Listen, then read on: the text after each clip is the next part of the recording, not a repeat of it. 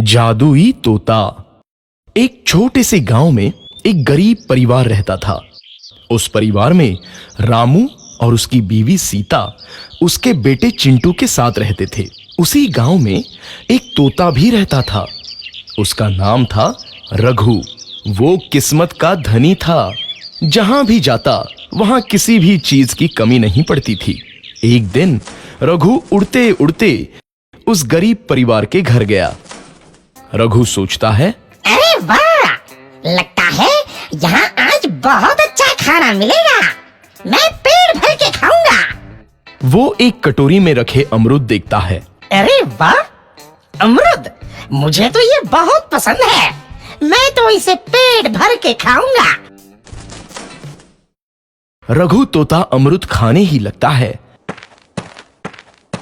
तभी सीता रघु को अमरूद खाते देखती है तो गुस्सा हो जाती है और उसे वहां से भगा देती है।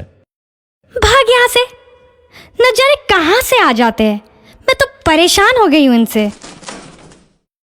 सीता के भगाने के बाद रघु चुपचाप से एक कोने में रहता है। धीरे धीरे उस परिवार की बरकत होने लगती है। एक दिन रामू और सीता खाना खाते वक्त बातें करते हैं। आजकल हमारी बहुत तरक्की हो रही है, काम भी अच्छा चल रहा है। रामू कहता है। इस पर सीता कहती है, सच कहा, भगवान हमेशा ऐसे ही हम पर मेहरबान रहे। बेटा चिंटू भी कहता है, पिताजी, मुझे खिलौना लेके दो ना, मेरे सभी दोस्तों के पास है। रामू कहता है, ठीक है, जरूर लाऊंगा। सीता कहती है, कितने खुश है सब, मेरे परिवार को किसी की नजर ना लगे। एक तरफ ऐसी बातें होती हैं तो दूसरी तरफ रसोई में रघु तोता भी अमरूद खाते रहता है। मजा आया, अमरूद खाया, मजा आया, अमरूद खाया, मजा आया। तभी सीता रसोई में आती है और रघु तोते को अमरूद खाते देख बहुत गुस्सा होती है। सीता रघु को बाहर निकालने के लिए पिंजरे में अमरूद रखती है। रघु जब अमरूद खाने लगता है तो पिंजरे का दरवाजा बंद हो जाता है और वो उसमें फंस जाता है। मुझे बाहर निकालो, मैं यहाँ फंस गया हूँ, मुझे बचाओ। अगले दिन सीता पिंजरा उठाकर बाहर दूर उस रघु को छोड़ देती है। रघु के जाते ही उनके घर आई बरकत धीरे धीरे कम हो जाती है। उन्हें बहुत घाटा होता है। सीता कहती है, ये क्या हो रहा है? अचानक इतना कैसे बदल गया? अभी तक तो सब कुछ अच्छा चल रहा था। रामू कहता है, लगता है भगवान हम पर रूठ गए हैं। चिंटू भी कहता है, लगता है अब मुझे खिलौने भी नहीं मिलेंगे। और वो रोने लगता है और बाहर चला जाता है। कुछ दिन बाद रघु तोता फिर से उस घर में आता है।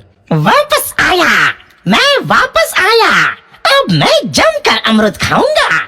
रघु सीधा रसोई घर में चला जाता है और अमरूद खाने लगता है।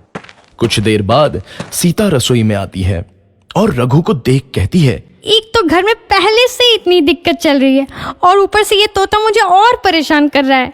सीता रघु को वहां से भगा देती है। रघु उड़कर किसी कोने में छुप जाता है। कुछ दिन बाद धीरे धीरे उस घर की बरकत वापस आने लगती है। काम भी अच्छे से चलने लगता है। एक रात जब रघु तोता अमरूद खाने जाता है तो पिंजरे में फंस जाता है। ये लोग आखिर चाहते क्या हैं? एक तोते को शांति से अमरूद खाने क्यों नहीं देते?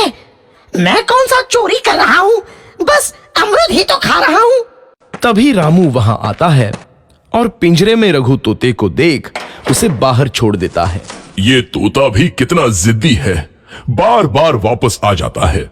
जैसे ही रामू रघु को छोड़ देता है, अगले दिन से फिर से उनके घर की बरकत जाने लगती है। काम में घाटा होता है। किसी को समझ नहीं आ रहा था कि ऐसा क्यों हो रहा है। रघु तोता घर आता है तो अचानक बरकत आती है और जब रघु तोता को बाहर निकालते हैं तो बरकत चली जाती है। एक दिन सीता रघु तोते के घर आने और बाहर जाने की स्थिति पर नजर रखती है। ये तोता जब भी घर आता है तो घर में बरकत आती है और जैसे ही ये घर से बाहर जाता है तो उसी के साथ बरकत भी चली जाती है। कहीं ये जादुई तोता तो नहीं है? अगली बार जब ये तोता घर आएगा तो मैं इसे कहीं नहीं जाने दूंगी। सीता रघु का बहुत इंतजार करती है लेकिन रघु तोता दोबारा उस घर में कभी नहीं आता।